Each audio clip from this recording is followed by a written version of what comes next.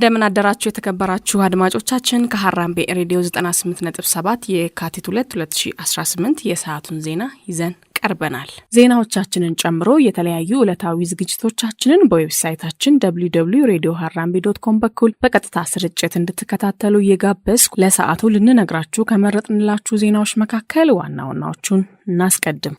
በሰሜን ሸዋ ዞን የስልክና የኢንተርኔት አገልግሎት መቋረጡንና ቤተሰቦቻቸውን ማግኘት አለመቻላቸው ነዋሪዎች ስለመናገራቸው፣ የውጭ ጉዳይ ሚኒስቴር ለኤርትራ መንግስት ደብዳቤ ስለመጻፉ፣ በኢትዮጵያ የህፃናት አያያዝ ሁኔታ አሳሳቢ ሆኗል ስለመባሉ፣ የፕላስቲክ ቀረጢት ክልከላው ሁሉንም አይነት የፌስታል ምርት ያካተተ ነው ስለመባሉ፣ በ104 የአዲስ አበባ ፖሊስ ኮሚሽን አባላት ላይ ዲሲፕሊን እርምጃ ተወስዷል ስለመባሉ ከሀገር ቤት፣ የሱዳን ፈጥኖ ደራሽ ኃይል በፈጸመው ድሮን ጥቃት ህጻናትን ጨምሮ 24 ሰዎች መገደላቸው ስለመሰማቱ ከአፍሪካ፣ ሳውዲ አረቢያ በሚሊዮን ለሚቆጠሩ ግመሎች ፓስፖርት ለመስጠት እቅድ እንዳላት ይፋ ስለማድረጓ ከዓለም አቀፍ። አድማጮች እነዚህንና ሌሎች ከሀገር ቤት ከአህጉርና ከዓለም አቀፍ የተውጣጡ ዜናዎችን የሀገር ቤቱን በማስቀደም ትንሳኤ አበበ አስደምጣቸዋለሁ።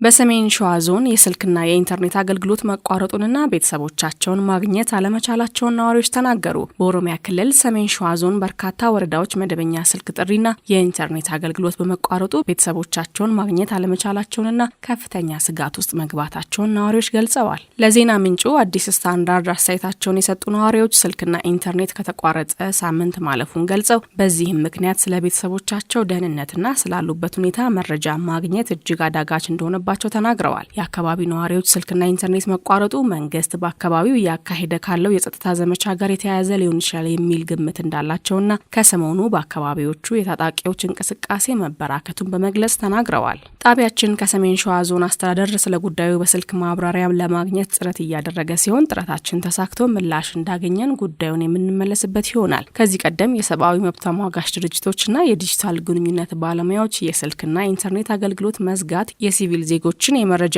የማግኘትና የመገናኘት መብት እንደሚገድብ ማስጠንቀቃቸው ይታወሳል። ሂዩማን ራይትስ ዎች በኢትዮጵያ በትጥቅ ግጭቶች፣ በፖለቲካዊ አለመረጋጋት ወይም በጸጥታ ዘመቻዎች ወቅት የቴሌኮሙኒኬሽን አገልግሎት በተደጋጋሚ ገደብ እንደሚጣልባቸው መግለጹ አይዘነጋም።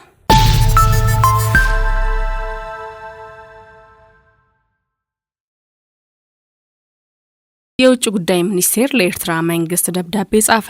መንግስት በውጭ ጉዳይ ሚኒስቴር በኩል ለኤርትራ መንግስት በጻፈው ደብዳቤ በሁለቱ ሀገራት መካከል ያለውን ችግር በድርድር እንዲፈታ ፍላጎት እንዳለው ገለጸ። የሁለቱን ሀገራት የጋራ ብሔራዊ ጥቅምን ባስከበረ መልኩ በላቀ የመከባበር ስሜት ከኤርትራ ጋር ለመመካከር ዝግጁ መሆኗን የኢትዮጵያ የውጭ ጉዳይ ሚኒስቴር ለኤርትራ አቻው በጻፈው ደብዳቤ አስታውቋል። የኤርትራ ሰራዊት ከህወሓት ጋር በመቀናጀት የኢትዮጵያን ሉዓላዊ ግዛት መጣሱ በየትኛው መመዘኛ ቅቡልነት የለውም በማለት የገለጸው የውጭ ጉዳይ ሚኒስቴር ኤርትራ በአስቸኳይ ወታደሮቿን እንድታስወጣና ለድርድር ዝግጁ እንድትሆን ጠይቋል።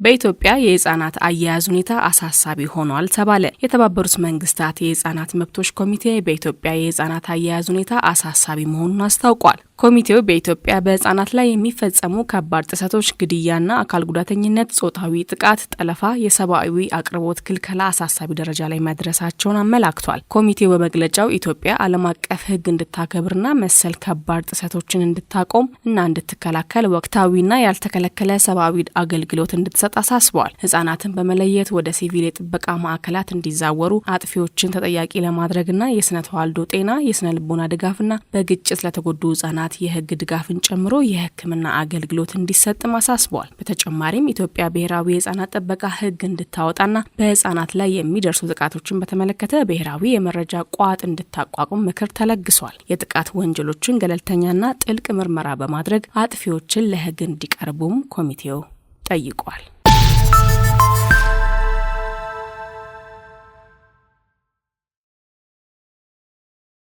ኢትዮጵያ ከተባበሩት አረብ ኤሚሬትስ ጋር ግንኙነቷን ማጠናከሯን ተከትሎ ግብጽና ሳውዲ አረቢያ ትኩረታቸውን በኤርትራ ላይ ማድረጋቸው ተሰማ። በቀይ ባህር ላይ ስትራቴጂካዊ መገኛ ያላት ኤርትራ በሳውዲ አረቢያና በተባበሩት አረብ ኤሚሬትስ መካከል ላለው የቀይ ባህር ፉክክር እንደ ወሳኝ ሜዳ በመታየቷ የአረብ ሀገራትን ትኩረት እየሳበች መሆኑ ተዘግቧል። በቅርቡ ስለተከናወኑ ዲፕሎማሲያዊ እንቅስቃሴዎች መረጃ ያላቸው ሁለት የአረብ ባለስልጣናት ለሚድል ኢስት አይ እንደገለጹት ግብጽ በኤርትራና በሳውዲ አረቢያ መካከል ጥልቅ የጸጥታ ትስስር እንዲፈጠር በማስማማት ላይ ትገኛለች። ግብጽ ይህንን የምታደርገው ኢትዮጵያ ከየተባበሩት አረብ ኤሚሬትስ ጋር ያላትን ወታደራዊ ግንኙነት እያጠናከረች መምጣቷን ተከትለው የኤሚሬትስን ተጽዕኖ ለመመከት በማሰብ እንደሆነ ተገልጿል። ባለስልጣናቱ አክለውም ለዚህ ዲፕሎማሲያዊ እንቅስቃሴ ተነሳሽነት የፈጠረው ባለፈው ጥር ወር በሱዳን ጦርና በፓኪስታን መካከል ከተደረገው የመከላከያ ስምምነት መሆኑን ገልጸዋል። ስምምነቱ በሳውዲ አረቢያ የገንዘብ ድጋፍ የሚከናወን መሆኑ በሰፊው የሚታመን ሲሆን የስምምነቱ አካል የሆነው የጦር መሳሪያ አቅርቦት እስካሁን አልተከናወነም ተብሏል።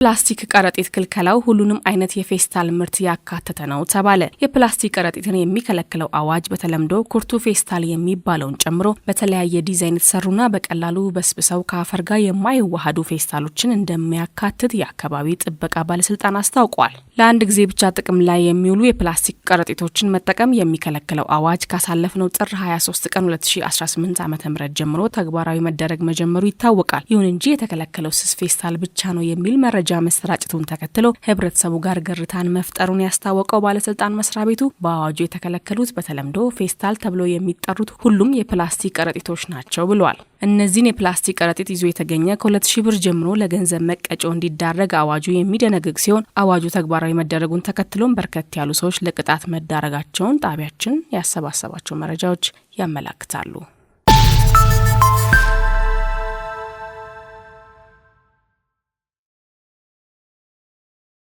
በ104 የአዲስ አበባ ፖሊስ ኮሚሽን አባላት ላይ የዲሲፕሊን እርምጃ ተወስዷል ተባለ። ከስነ ምግባር ብልሹነትና ከሰብአዊ መብት ጥሰት ጋር በተያያዘ 104 የአዲስ አበባ ፖሊስ ኮሚሽን አባላት በከባድ የዲሲፕሊን ጥፋት መሰናበታቸውን የከተማይቱ ፖሊስ ኮሚሽን ኮሚሽነር አቶ ጌቱ አርጋው አስታወቁ። ሆኖም ከስራቸው የተሰናበቱት ፖሊሶች የትኞቹን የሰብአዊ መብት ጥሰቶች እንደፈጸሙ ኮሚሽነሩ አላብራሩም። በቀጣይም ብዙ እድልና ተደጋጋሚ ትምህርት ተሰጥቷቸው ባልታረሙ የፖሊስ አባላት ላይም ከባድ የዲሲፕሊን እርምጃ እንደሚወሰድ ገልጸዋል። ኮሚሽነሩ ይህንን የገለጹት የአዲስ አበባ ምክር ቤት መደበኛ ጉባኤ ላይ ለተነሳ ጥያቄ በሰጡት ምላሽ ነው። ኮሚሽነር ጌቱ ህዝብን በፍጹም ስነ ምግባር በተሞላው መንገድ እንዲያገለግሉ ብዙ እድልና ተደጋጋሚ ትምህርት ተሰጥቷቸው ኃላፊነታቸውን ባለመወጣት ያልታረሙ የፖሊስ አባላት እንዳሉ ተናግረዋል። በእነዚህ የፖሊስ አባላት ላይ የከተማይቱ ፖሊስ ኮሚሽን ከባድ የዲሲፕሊን እርምጃ እንደሚወስድም አስታውቋል።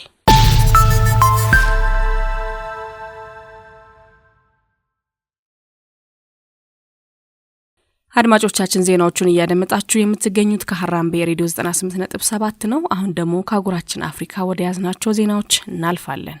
በሶማሊያ የእስራኤል ጣልቃ ገብነት መላውን የአፍሪካ ቀንድ ስጋት ላይ መጣሉን የሶማሊያ ፕሬዝዳንት ገለጹ። ቀይ ባህር ለዓለም አቀፍ ንግድ ወሳኝ የደም ስር መሆኑን የገለጹት ፕሬዝዳንት ሐሰን ሼክ መሐመድ በደህንነት ላይ የሚሰነዘር ማንኛውም ጥቃት በዓለም ኢኮኖሚ ላይ አሉታዊ ተጽዕኖ እንደሚያሳድር አስጠንቅቀዋል። ፕሬዝዳንቱ በእስራኤልና ራስ ገዝ በሆነችው ሶማሊላንድ መካከል የተፈረመው የመግባቢያ ሰነድ የሶማሊያን ሉዓላዊነትና የግዛት አንድነት የሚጥስ ከመሆኑም በላይ ለቀይ ባህርና ለኤደን ባህረ ሰላጤ ቀጠና ተጨማሪ ስጋት ነው ብለዋል። ይህ እርምጃ የአፍሪካ ህብረት ቻርተርን የሚጻረርና የሀገራትን ብሔራዊ ሉዓላዊነት በማዳከም ረገድ አደገኛ አርአያነት የሚፈጥር መሆኑንም አብራርተዋል። ፕሬዝዳንቱ የዓለምን ስርዓት ለመለወጥ የሚደረጉ ሙከራዎችን ያስጠነቀቁ ሲሆን ወደ የጉልበት አመክዮ መመለስ ዓለምን ወደ አለመረጋጋት እንደሚመራት አጽንኦት ሰጥተው ተናግረዋል።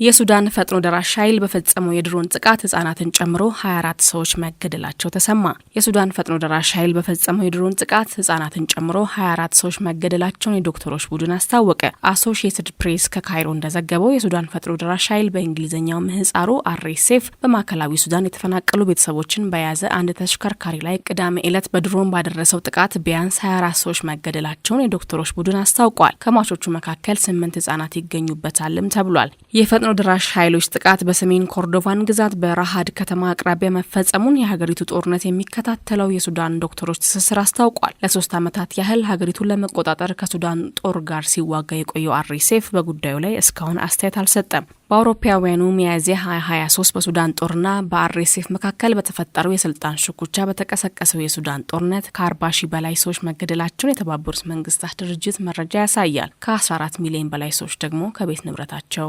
ተፈናቅለዋል።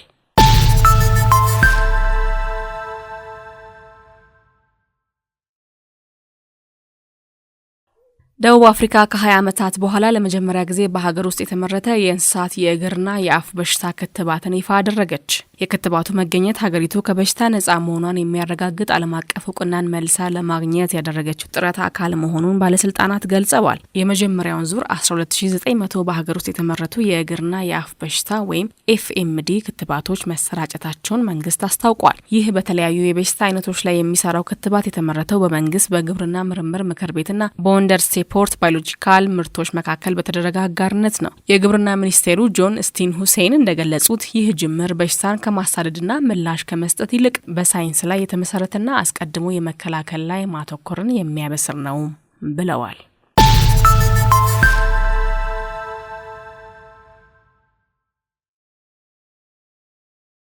ወደ ዓለም አቀፍ ዜና ስናልፍ ካናዳና ፈረንሳይ በአወዛጋቢዋ ግሪንላንድ ቆንጽላ ጽሕፈት ቤት ከፈቱ። የአሜሪካው ፕሬዝዳንት ዶናልድ ትራምፕ ግሪንላንድን ለመጠቅለል መዛታቸውን ተከትሎ ካናዳ ለግዛቷ አጋርነቷን ለማሳየት የመጀመሪያውን የዲፕሎማሲያዊ ጽሕፈት ቤት በግሪንላንድ መክፈቷ ተሰማ። የካናዳ የባህር ዳርቻ ጥበቃ መርከብን ይዘው ወደ ግሪንላንድ ዋና ከተማ ኑክ ያመራው የካናዳ ከፍተኛ ባለስልጣን ልዑክ የቆንጽላ ጽሕፈት ቤቱን በይፋ ከፍቷል። በስነ ስርዓቱ ላይ የካናዳ ጠቅላይ ገዢ ሜሪ ሲሞንና የውጭ ጉዳይ ሚኒስቴር አኒታ አናንድን ጨምሮ ከፍተኛ የካናዳ ባለስልጣናት ተገኝተዋል። በዚሁ ተመሳሳይ ቀን የፈረንሳይ ባለስልጣናትም የግሪንላንድን ቆንጽላ ጽሕፈት ቤታቸውን ከፍተዋል። የካናዳና የፈረንሳይ ቆንጽላ መከፈት በግሪንላንድ እየታየ ታሪካዊ የውጭ ግንኙነት መጠናከር ተደርጎ ተወስዷል። በካናዳው ዲፕሎማሲያዊ ጽሕፈት ቤት በተካሄደው የሰንደቅ ዓላማ መስቀል ስነ ስርዓት ላይ ንግግር ያደረጉት የውጭ ጉዳይ ሚኒስቴር አናንድ ቆንጽላው ካናዳ ከግሪንላንድና ከዴንማርክ ሕዝብ ጋር አብሮ ለመቆም ያላትን የረጅም ጊዜ ቁርጠኝነት እንደሚያሳይ ገልጸዋል። የእነዚህ ቆንጽላዎች መከፈት የኔቶ አባል ሀገራት ለብሔራዊ ደህንነት ሲባል አሜሪካ ግሪንላንድን የራሷ ማድረግ አለባት የሚለው የትራምፕ ዛቻ ለተደቀነባት ዴንማርክ አጋርነታቸውን ማሳየት እንደቀጠሉ የሚያመላክት ነው ተብሏል።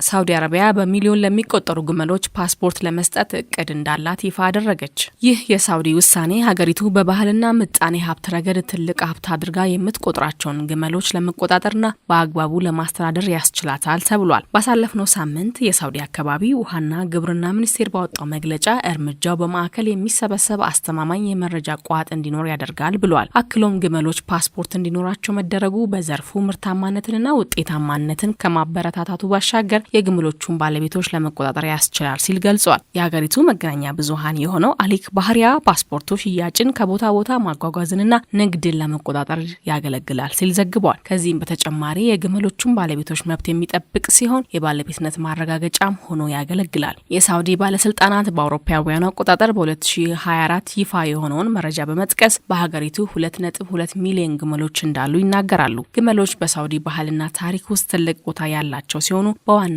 ለመጓጓዣ እንዲሁም የሀብትና የኩራት ምንጭ ተደርገው ይቆጠራሉ።